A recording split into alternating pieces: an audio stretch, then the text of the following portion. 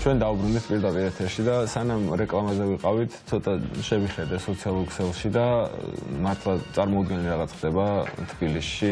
ძალიან ბევრი ადამიანი არის ქუჩაში, ოღონდ ჩამოთვალე გადაცემის დასაწყისში მაგის გარდა, იმიტომ რომ დავაანონსეთ კიდევაც პირველი საათიდან 2 საათამდე მოწოდება იყო, რომ ყველა ადამიანი, ვინც ეხლა ოფისში იმყოფება თუ თავის სამუშაო ადგილზე გაფიცულიყო და სავსეა ქალაქი ხალხით, ოფისებიდან, მაღაზიებიდან, ბიზნეს ცენტრებიდან ხალხი ქუჩაში გამოდის და დგას და აპროტესტებს იმას თუ რაც ხდება დღეს ქვეყანაში და მე ვფიქრობ რომ შეუძლებელია უკვე არ არსებობს აქედან გამოსავალი გარდა ერთისა ეს არის ხელახალი არჩევნები ნეიტრალური ცესკოს ადმინისტრაციის და სამართალდამცავი ორგანოების მეთაურით პრეზიდენტისგან წარდგენილი და ყველა იმ ადამიანის გათავისუფლება რომელიც არის ახლა რეალურად რეჟიმის ტყვე ჩვენი სტუმრები და თანაწამყვანი მარინა ბერძი, მაგრამ პრინციპში ნინოც უკვე შეგვიძლია თანაწამყვანად წარმოადგინოთ იმდენად ხშირი სტუმარია ჩვენი და სიამოვნო. არაჩვეულებრივი დავით შუღლიაშვილი. არაჩვეულებრივი. მოგესალმებით, დიდი მადლობა სტუმრობისთვის. და იცი რა, ისეთი სიამაყის შეგრძნება,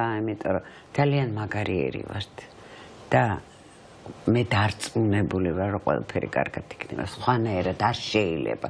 და იცი რა, ჩემი დიდი პატივისცემა ამ ორი ადამიანისადმი გარდა ყველასი, ვინც იქ არის და თქვენ იცით, რომ მართლა დარდათ მაგამ ასთმის გამო, რომ იქ ვერ ვარ, მაგრამ მე ბევრად უფრო მეც ვხედავ, იმიტომ რომ ვარ გაუჩერებლივ ტელევიზორთან და აი აბსოლუტურად ყველაფერს ვხედავ და არ ვიცი საოცარიერი ვართ ნამდვილად. და ამ ორ ადამიანს განსაკუთრებით მიყვართ ხართ ორივე, მართლა გულწრფელად გეუბნებით ამას და აქციებზეც რომ რაღაცნაირად ვჭკვინავთ თქვენი ღუღუნით და სიმღერით, რომელიც კიდევ უფრო ალამაზებს იქაურობას და სხვადასხვა ფორმა არსებობს პროტესტის მუსიკოსებიდან. ორი აბსოლუტურად განსხვავებული ადამიანია. ჯერ ის ერთი, ორი სიტყვით უნდა ვთქვა მაინც, რომ ნინო ჟვანია ბევრი წლის წინ ეთერში მოვიწვია ასე დიდი მასშტაბით არავინ არ იცოდა როგორც თანამედროვე მუსიკის უბადლო შემსრულებელი. ამას მოყვა მე როგორც პედაგოგი. ამას მოყვა როგორც მწერალი და ამას მოყვა უკვე მე მგონი ჩამოყალიბებული პოლიტიკოსი.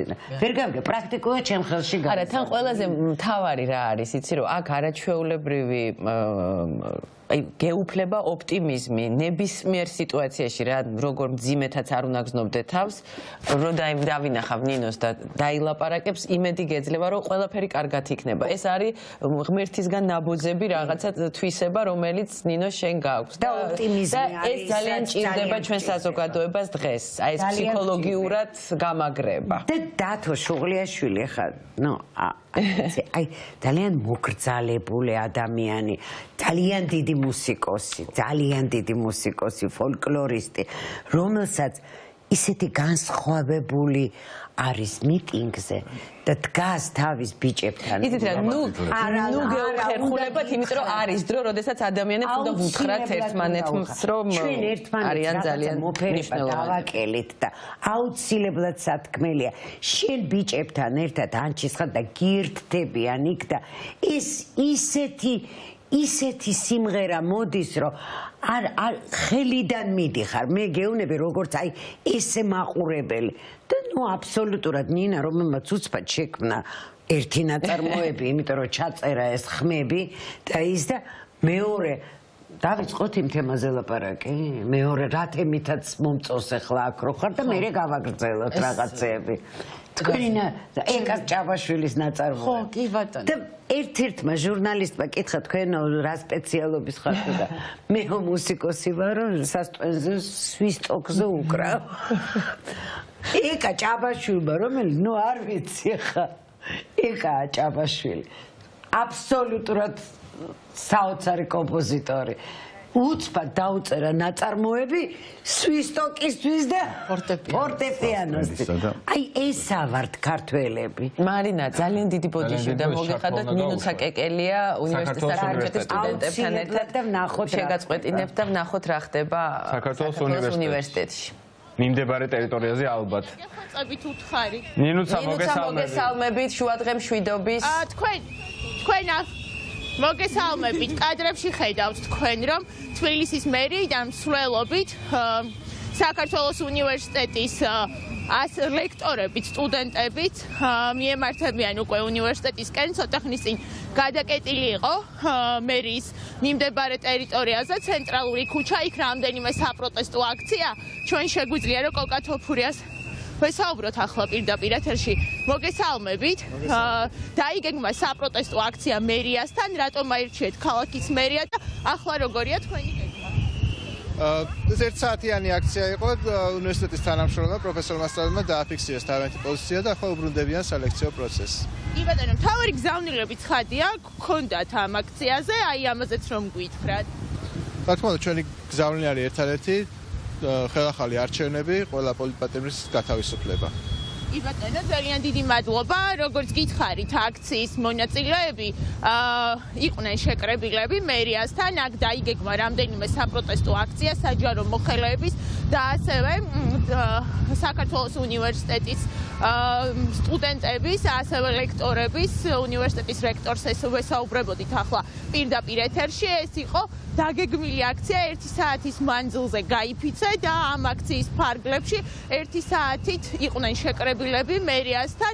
იქ ისევ გრძელდება საპროტესტო აქცია ქალაქის მერიიდან რამდენიმე ლოკაციით, ქალაქის მერიასთან რამდენიმე ლოკაციიდან მივნენ მოქალაქეები და შემდეგ ერთად დაიძრებიან უკვე რუსთაველის გამზირისკენ. მშვიდობიან დღეს გისურვებთ, იმდენად მოულოდნელად იგეგმება და იმდენად უკვე ბევრი ადგილას ხდება ეს ყველაფერი, რომ ძალიან რთულია უკვე ჟურნალისტებისთვისაც კი რომ რაღაცნაირად ყველაფერს თვალყური ადევნოთ, მაგრამ პროცესი არის დეცენტრალიზებული და ეგ არის მთლიან პროცესის მთლიანი ხიბლი მე. მთლიანი ხიბლი ეს არის, არავინ არ ვიცით მეორე დღეს რა მოხდება. არ შეიძლება ეს ერი ვინმე დაამარცხოს.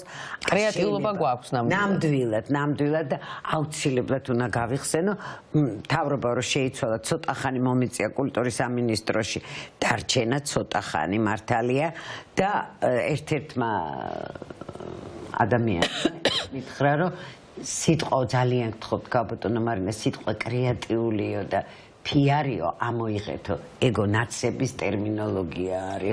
ეგ არ ვიცოდი. ვხვდი რომ აბსოლუტურად დაღუპულები ვარ და მოდით დავრჩეთ კრეატიულები ბოლომდე და ნუ რაფრის ნუ შეგვეშინდება და არ არსებობს, არ მგონია ვინმეს მოწონდეს ქოცია რა არ არსებობს თავის გულში მოწონდეს ის რაც ეხლა ხდება საშინელება იმათი მხრიდან ვინმეს ეს მოწონდეს.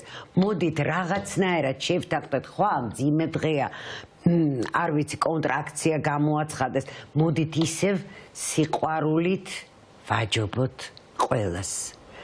ჩვენი იარაღი მხოლოდ არის ხალხმა მრავლობა, ოღონდ საოცარი სიკეთით, როგორც დგევართ 15 დღე. ეს არის მე-16 დღეს და მე-17 დღესაც და მე-20 დღესაც ასე. მოდი გავუშვათ ახლა შეგვისრულოს ნაწარმოები და მე გავაგრძელოთ საუბარი. მიმძანდეს სიტყვას ვიტყვი უბრალოდ რომ არ გაუკვირდეს ხალხს რაც ეს დაიწყო ეს აქციები მართლა სულ ქუჩაში ვდგავარ მე არ ვარ ნამდვილად ამბიციური აქტიურ მოქალაქედ ვიქეცე ისევე როგორც 80% ჩვენი მოსახლეობის და სულ წუწუნებდი ჩემს მეგობართან რომ აი არ ვუკრავ ერთადერთი რასაც ვუკრავ ეს არის სასტვენი და კაიო დაგიწერო ნაწარმოები ფორტეპიანოსა და სასტვენისთვის და სვისტოკი მომწონს არა სვისტოკი რუსული სიტყვაა დამიწერა და ამ ნაწარმოებს ქვია პროტესტი სასტვენისთვის ფორტეპიანოს თანხლებით. რა თქმა უნდა, კარგი იქნებოდა ნამდვილი ფორტეპიანო ყოფილიყო, მაგრამ აქაც შევეცდები. მაგრამ ეგეც გვექნება, არა? ანუ სასტვენი ერთგვარი ინსტრუმენტის დანიშნულებით ამ შემთხვევაში სასტვენი. სოლისტი ნინო ჟვანია. მე შემიძლია ხელით მივეშველო რაღაც მომენტში. ხო. მე სულთან მაქვს ქურთუკის ჯიბეში კი მიდებ. მე მგონი ცოტა რომ რეპეტიცია გაგმერა შენ აგაყოლებ, მაია.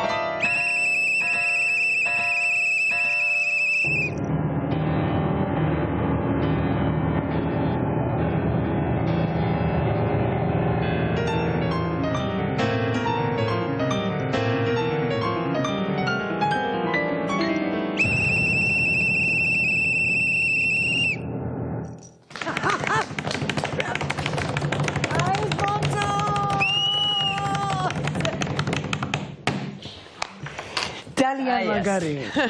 აი, როგორ შეიძლება ესეთი ადამიანები არ იყვნენ სულ გამარჯვებულები ყოველთვის დათო? შენ ესეთი ჩუმი ადამიანი. გადავედით დაბალ ტემპში გადავედით. საოცარი შენი პროტესტით, მითხარი. ესე ვიტყვი მე ეს დავიწყებ საუბარს, რომ ყველაფერს აქვს ხოლმე ორი მხარე. ამ რა ვითარებაში დაცვართ, ამ საშინელ ვითარებაში შეიძლება ითქვას, რომ გვაქვს საერთი მაქვს ყოველ საღამოს ხალისით გასვლა რუსთაველის პროსპექტზე, იმიტომ რომ იქ მე ვხვდები ადამიანებს, რომლებსაც არ ვიცნობდი და უამრავი ადამიანის აღმოჩენა მოხდა ჩემთვის და დანახვა ამ ახალგაზრდებისა, რომლებიც არიან მართლა აი შეიძლება ითქვას, რომ გარეგნულათაც და სულითაც ლამაზები. კი, ნამდვილად. ქალებსაც ეხება, გოგოებსაც ეხება და ბიჭებსაც რა. აი ესეთი სიღრმე რო იგრძნობა ამ თვალებში, ამ გამოხედვაში, ინტელექტი. აი მთელი ეს მე-16 დღეა და შეიძლება ითქვას, რომ აი ყოველგვარი მეტიჩრობის გარეშე მიდის ეს ყველაფერი რა. ისეთი აი შეიძლება ითქვას, რომ აი მართლა ევროპულს რასაც ვეძახით და რასაც ვგულისხმობთ, აი ეს კულტურა ჩანს უკვე ამ საზოგადოებაში. ეს არის ნამდვილად მართალი გითხრათ ეს პროცესი თავისთავად ეს აქციები, ეს არის ცოცხალი პროცესია, ხო, ეს არის ცოცხალი ურთიერთობა ადამიანებისა, რომლის დეფიციტით ჩვენ საერთოდ ზოგადად გვაქვს.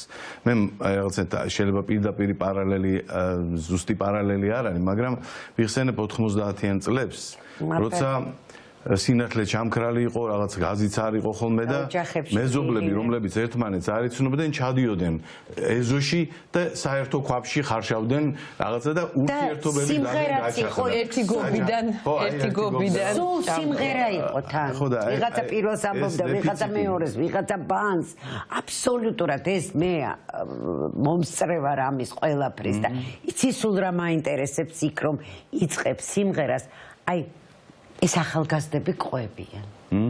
და აღმოჩნდა რომ ესეც ძალიან კარგად იციან.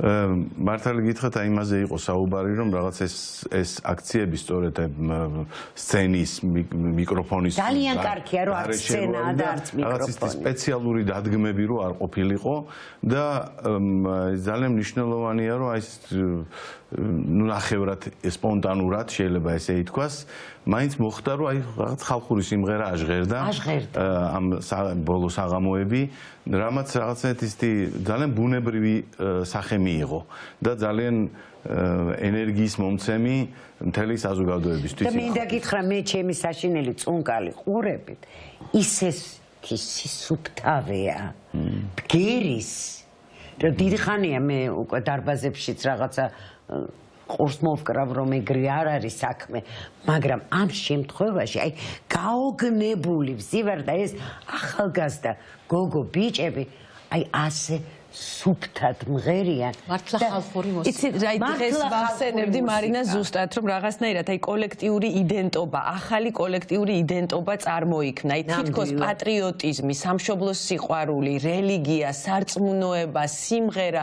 ყველაფერი თავიდან დაიბადა. აი რაღაც ამდენი ხნის განმავლობაში ყველაფერი თითქოს იყო და გქონდა, მაგრამ ამ ყველაფერმა ფუნქცია, ახალი სიცოცხლე შეიძინა, ახალი სიცოცხლე შეიძინა და ყველაფერი თავიდან იბადება თითქოს ხელახლა, იმიტომ რომ აი ცარიელი სიტყვები რაც იყო, რასაც ჩვენ ვუშვებოდით და ნუ სამწუხაროდ აი თუნდაც ღმერთის სახელს როგორც ვიყენებდით, აი სამშობლოს პატრიოტებს, ეხლა თითქოს ყველაფერი გაცოცხლდა და ნამდვილი გახდა. ხო, აი ეს იქ ოპერის მომღერლები შეიკრიბებიან, იქ თან გამოდიან და იქ საგალობელსაც მღერიან, სხვანაირად ხალხურს მღერიან ეს ყველაფერი, ხო.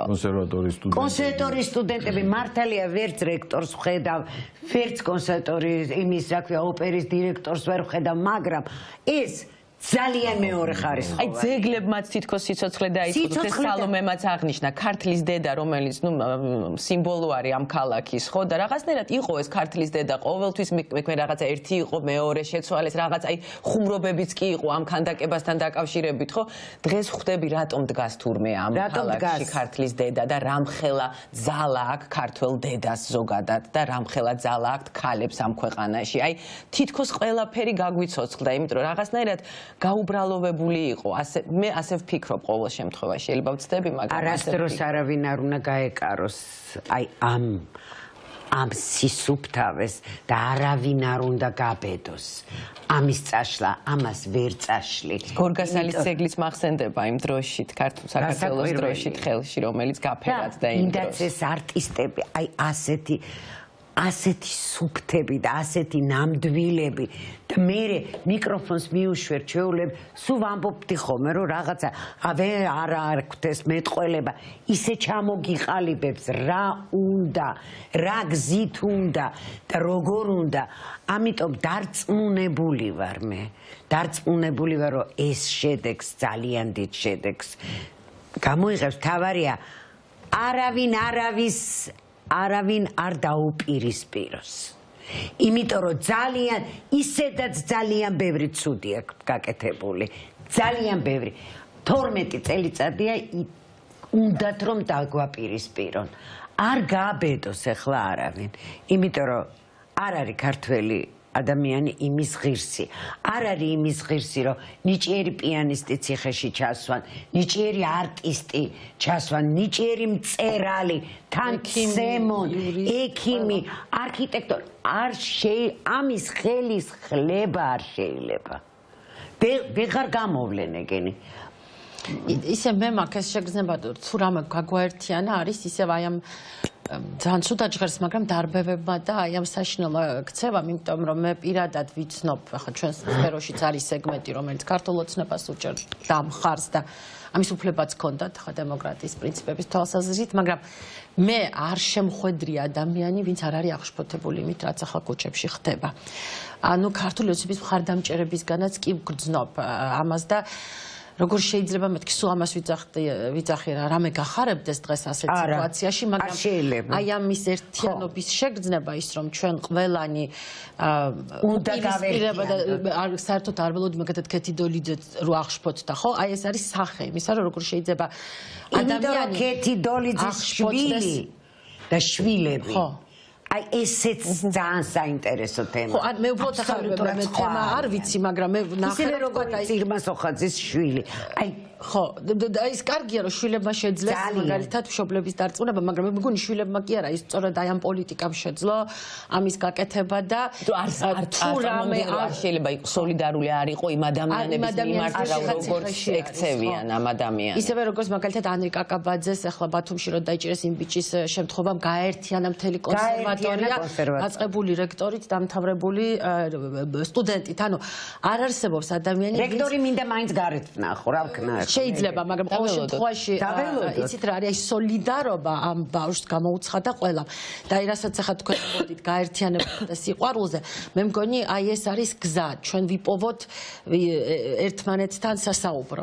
და მე ამას ვხედავ ძალიან პოზიტიურ ჭრილში, თუ შეიძლება ხედავდე პოზიტიურ ჭრილში დარბებებს და წამებებს, ანუ იმედია სწორად ჟღერს ეს მესიჯი. შემთხვევითი არ არის ის, რომ ესეთი თვითონ პროტესტის თვალსაზრისითაც სტუდენტებიდან დაიწყო ეს ამბავი, ახალგაზრდობა არის ამის, რა თქმა უნდა. და ბათუმიდან დაიწყო. თავარი ძრავი, თუმცა მეორე მხრივ ხელოვანი ხალხის რეალური პროტესტი რა და პასუხიც ხელისუფლების მხრიდან, ფსევდოხელისუფლების მხრიდან არის სწორედ ძირითადად აქცენტი სწორედ ამ ხელოვან ხალხზე.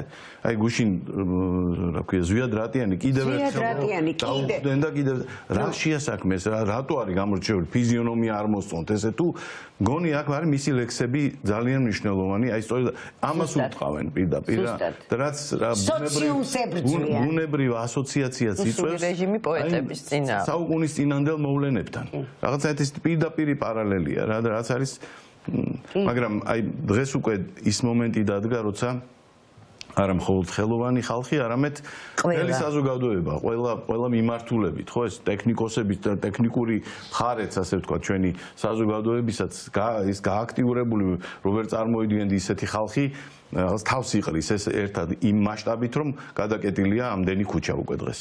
ეს და არა მარტო თბილისში, რა თქმა უნდა. ეს რა თქმა უნდა იძლევა იმ რაღაცა ნაპერწკალს იმედისას ხშირად მე თვითონაც მჭირს ხოლმე ეს მომენტი რომ რაღაცაეთ აი პირდაპირ რო ვერ ხედავ აი პირდაპირ გამოსავალს რა და რაღაცაეთ ხო ხანდახან ესე ვიღვიძებთ ხანდახან მაგრამ აი მარინა თქვი შენ მანამდეს და იმას გავიმეორებ სწორედ რა რომ შორიდან ყურება ამ შემთხვევაში ბევრად უფრო მყინვეულია ხოლმე ადგილზე როცა ხარ ბევრად უფრო იმედიანად ხარ სწორედ რუსთაველზე როცა გავდივარ ბევრად უფრო ასე ვთქვათ სავსე იმედის განცდით ხო და მე რა მემართება იცი იქიდან ხედავ რომ რობოკოპოვი მიგა დიწყებ მეს დამესიჯებას რომ იქიდან იქ გაიწედ ნუ მართლა ჯოჯოხეთია ეს დილის 7 საათამდე აი ესე როდესაც შენი ყველა ახლობელი იქ არის ძალიან ძი მე თავს ვიწყმარებ რომ მეც ხო კარგ საქმეს ვაკეთებ ვიღაცას ვაფრთხილებ ვიღაცას მესიჯს უგზავ და ნაწილი ხარ ყველას ჩვენი როლი ესეა ამაში ამ დიდ მე საერთოდ არ ვიცი შეიძლება ხელოვანი ვარ და რამდენად მაქვს უფლება ამას ყველაფერს უყურო როგორც ერთ დიდ ალეატორიკულ პერფორმანსს იმიტომ რომ ალეატორიკა არის ესეთი ტექნიკა მუსიკაში როდესაც შემთხვევითობა იღებს მონაწილეობას ნაწარმოების ფორმირებაში მაგალითად ჯონ კეიჯის სანოტო იმას აყრიდა მე რა ქვია მას ატლას ვარსკვლავების და როგორც ვარსკვლავები მაგალითად დაემთხვეოდა სანოტო სისტემას ისექნიდა ნაწარმოების და აი ეს დალია ნიშნავს კამათელს საერთოდ და ესეთ მე იმიტომ რომ არავინ არ განსაზღვრავს ერთი განსაზღვრელი არ ყავს და ეს ყველაფერი მაინც რაღაცნაირად ფუნქციონირებს და რაღაცნაირად ერთ პერფორმანსში ერთიანდება და ამის ყველაზე კარგი სახე ჩემთვის მაინც იყო იცით აი ეს ხმა რომელიც ჟღერს ყოველდღე რუსთაველზე აი ჯებირზე ნახუნის ხმა იმიტომ რომ იცით ისეთ საინტერესოა როგორც მუსიკოსი მოსმენ ამას იწყებენ ცალ-ცალკე ადამიანები ყველას ხო თავისი რიტმის შეგრძნება აქვს თავისი ტემპი აქვს და რაღაცა მომენტის მერე ეს ყველაფერი ერთიანდება იმიტომ რომ რიტმიკა ერთ რიტმში ჯერ ხალხი ვართ თან მუსიკალურად ერთ რიტმში ჯდებიან ერთ რიტმულ ფორმულას უკრავენ მე ასე ვიტყოდი და მე ეს ხალხი ძირუქლივ შეკრებილი ეს ორკესტრივით თანხლებას უწევს აი ამ სოლო პარტიას აი სულ ესეთი შეგრძნება მაქვს და აი ესეც ჩემთვის არის სიმბოლო აი რაღაცა ერთიანობისა ენერგეტიკული ერთიანობისა რომელიც სუფევს როგორც რუსთაველის გამზირზე ისე მთელ საქართველოში და მე მომეწონა ეს თქვენი დღეს როგორც ამბობენ მესიჯი რომ ჩვენ უნდა გავერთიანდეთ და ჩვენ უნდა ვიპოვოთ ჩვენს ოპონენტებთანაც საერთო ენა იმისათვის რომ მე მგონი ერთადერთი ვისაც ჩვენ უნდა დავუპირისპირდეთ ეს არის მოძალადე ძალა დანარჩენი არა მოძალადეები აქეთ უნდა ვიდგეთ ერთად შეიძლება ხა ძალიან მშვიდობის მოყვარული თავარია გავარკვიოთ იმას ვიტყვი აი ეს ამოვიკითხე რა ქვია ერთ ინტერნეტში მოკლედ აი ესეთი პატარა ტანკასავი ჟღერს რა დღისით დავდივართ ღამე ვდგავართ და თუ გებით არ დავიღლებით არ